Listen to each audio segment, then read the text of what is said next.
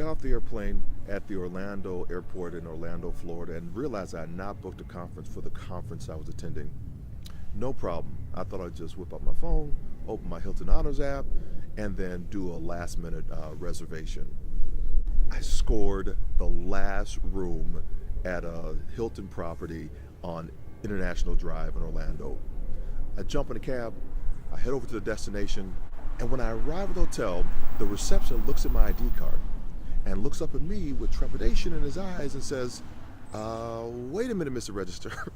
Now, that's never a good sign when the receptionist says, wait 1 minute. Now, he went to the back and he softly yelled to his boss, sir, Mr. Register's here.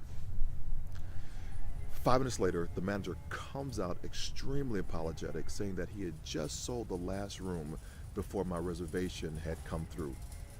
Now, I was really tired. I was a bit disappointed, but I also realized that things do happen, and to be honest, I did forget to book the room for the conference in the first place. However, the manager told me he had already rebooked me another room at across the street at another Hilton property.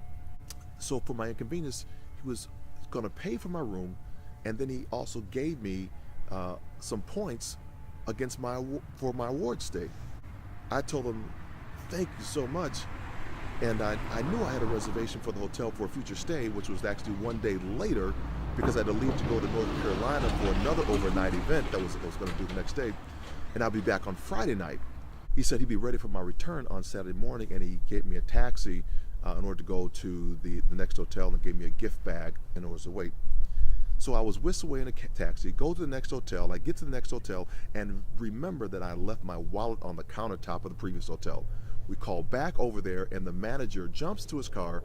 He rushes it right over to me and returns it to me within like 10 minutes. During my 1 day away from the hotel, I get 3 separate text messages from the manager's manager expressing her apologies for my inconvenience as well. Now let's fast forward to Friday evening. I get to the second check-in. I was met by the bellman who's waiting for my arrival, took my bag out of another taxi, takes it inside. I was like, no, you don't have to worry about this. No, you don't understand. My manager's watching right now. So I get to the countertop right now, and the manager is exceptionally pleased by my return. He checks me in and says that it's the policy of the hotel that because I was inconvenienced, that I was being offered a cash compensation. What? So I said, that's not necessary. But I also didn't turn down the cash. When I got to my room, there's a note on the kitchen sink that says, look in the refrigerator. And inside the refrigerator is a beautifully wrapped cheese platter.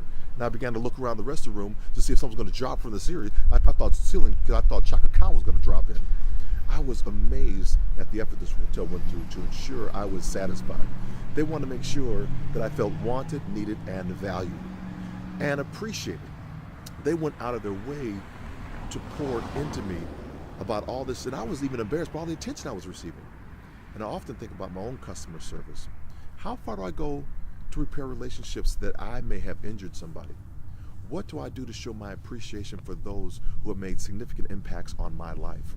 Do I make phone calls?